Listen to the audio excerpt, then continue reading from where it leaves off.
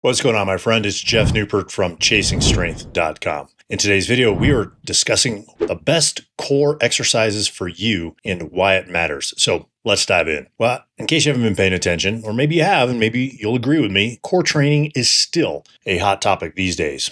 And rightfully so, because there still seems to be a lot of confusion surrounding it. For example, one of the reasons I went to my kettlebell instructor certification called the RKC back in 2005 was because even though I could pass the following criteria: one, hold a plank for 2 minutes pretty easily; two, hold a straight leg side bridge for 2 minutes pretty easily; do single leg hip bridges with my back on a stability ball for 2 sets of 20 each leg, right? Do single leg touchdowns, which is where you stand on one leg and reach down and touch the ground and put your arm over your head.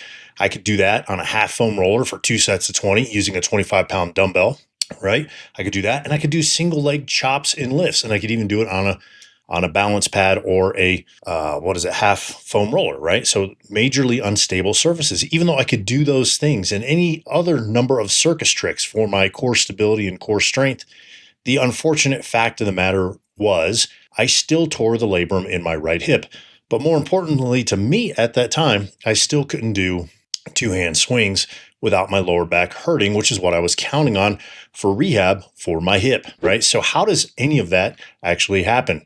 Well, it's simple. You're using, or I was using, as the case may be, and you're probably doing the same thing, the wrong core stabilization strategies. And you're probably doing the wrong core exercises, okay? So I recently watched a best core exercise YouTube video, and in it, the presenter made the case that the best core exercise was the loaded carry.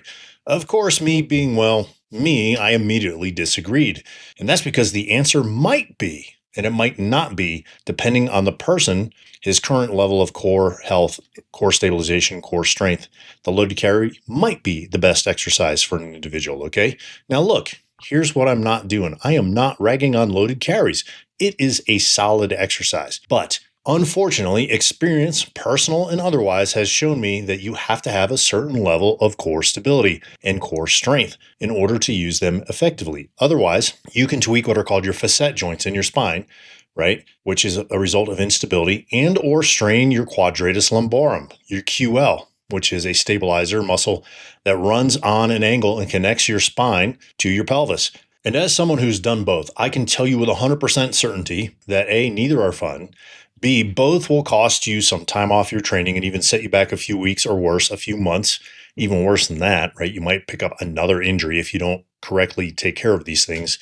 And C, both of these will probably cost you some, if not a lot of money, if you go see your chiropractor or massage therapist for relief repeatedly and it's not covered by your health insurance. So this all begs a question. How do you know what the right core exercise is, or even the best core exercise specifically for you? Well, you test yourself or you evaluate yourself, right? I'm going to leave a link below this video to 2 simple tests you can take today. The first test screens your reflexive core stability, right? And it also detects asymmetries between your left and right sides. It's super important to find out whether your core automatically contracts before movement and to determine if you have side-to-side weaknesses. The second exercise is also super important because it determines how strong your anterior core is. That's the front of your body, right? Think about your six-pack muscles, your external obliques, that sort of thing. And it determines whether you can keep from hurting yourself while doing kettlebell ballistics, right? So these are exercises that are explosive: the swing, the clean, the snatch, that sort of thing. What I've personally found and professionally found over the last 15 years is that people who've had the following criteria, negative criteria, right? Lower back injuries, hip injuries, knee injuries, abdominal surgeries, including, right, women who are watching this, or if you have wives and they've had C-sections, they fall into this category, right? To name but a few. These groups of people have lost the ability to subconsciously stabilize their spine before they load it with a kettlebell or any other piece of equipment. Their anticipatory stabilization function is offline, right? Think offline, air quotes there. So as a result, they have to spend a little bit of time re-educating their core to bring that anticipatory function back online. It's kind of like Neo in the Matrix when Tank uploads Kung Fu into them, right? It's not as fast for us as it was for Neo, but one specific exercise, which I call your core foundation, does make a huge and immediate difference for most of us. I say us because I've had to do this myself. And as a result of working myself through this process with this exercise, I hit PRs, personal records, in my 50s, which I couldn't actually hit in my 20s. So take these two tests. Like I said, I will leave a link in the video description below and find out if you have any weaknesses or deficits. And if you do, you can address them. You can research your own core exercises, or you can grab the done for you version where I've laid everything out for you called Systematic Core Training Kettlebells. And I'll also leave a link in the video description for that program below this video.